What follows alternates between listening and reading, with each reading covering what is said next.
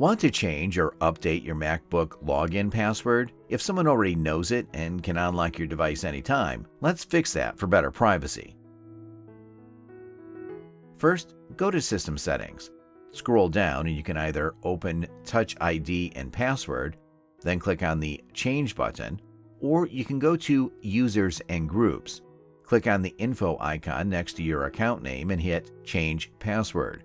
Both options will take you to the same place.